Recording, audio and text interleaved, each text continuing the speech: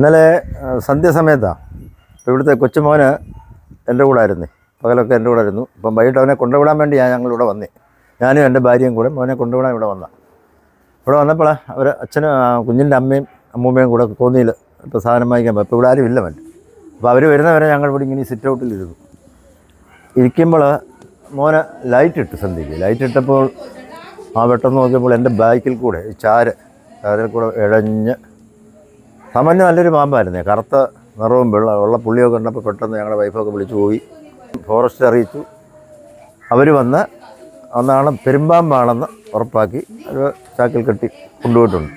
അതിന് ശേഷം കുഴപ്പമില്ലെന്നൊക്കെ ധരിച്ചിരിക്കുമായിരുന്നു. ഇപ്പോൾ നാല് മണിയോട് കൂടിയാണ് വീണ്ടും ഒരെണ്ണം കൂടെ അവിടെ ഇവിടുത്തെ ഗൃഹനാഥ മുറ്റം തൂത്തുകൊണ്ടിരിക്കുമ്പോൾ ഇടഞ്ഞു പോകുന്നത് കണ്ടു. ഗേറ്റിന് സമയത്ത് തന്നെ പിടിച്ച് ഇപ്പോൾ ചാക്കിൽ കെട്ടി വെച്ചിരിക്കുകയാണ്. ഫോറസ്റ്റുകാരെ അവരെ അറിയിച്ച് അവർ വരുന്നതും കാത്തിരിക്കുന്നു.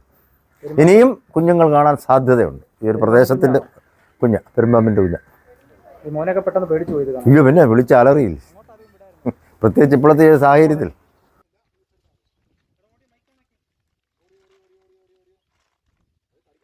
പിന്നെ ഇന്നലെ ഇതുപോലെ ഞാനും മോളും കൂടെ കോന്നിക്ക് പോയേക്കുമായിരുന്നു. അപ്പം മോനാണെങ്കിൽ അനിയൻ്റെ വീട്ടിലായിരുന്നു. അന്നേരം അവരിതുപോലെ കുഞ്ഞിനെ കൊണ്ടുവിടാൻ വന്നപ്പോൾ ഇപ്പം അവരിവിടെ സിറ്റൗട്ടിൽ കയറിയിരുന്നു. അപ്പോൾ അവരുടെ അടുത്തുകൂടി ഇതുപോലെ അവർ കണ്ടില്ലായിരുന്നു. മോൻ ഇതുപോലെ ലൈറ്റ് ഇട്ടപ്പോഴാണ് സിറ്റൗട്ടിൽ കൈവരിയെ കൂടെ പെരുമ്പാമ്പ് ഇഴഞ്ഞു പോകുന്നത്. അന്നേരം പിന്നെ ഫോറസ്റ്റുകാരെയൊക്കെ വിളിച്ച് ഞങ്ങൾ അറിയിച്ചു. അവർ വന്ന് കൊണ്ടുപോയി.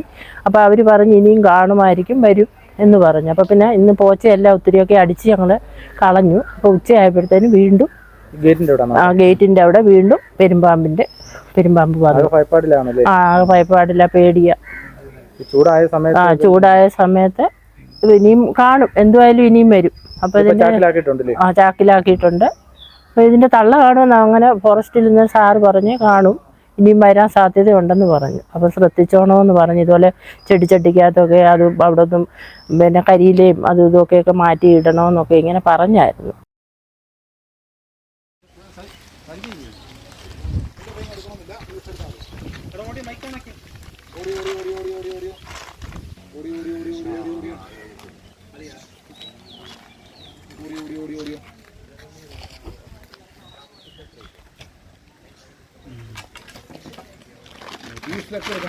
ഈ വിഷയൊക്കെ എടുക്കണേ ഇവിടുന്ന്. ഓടി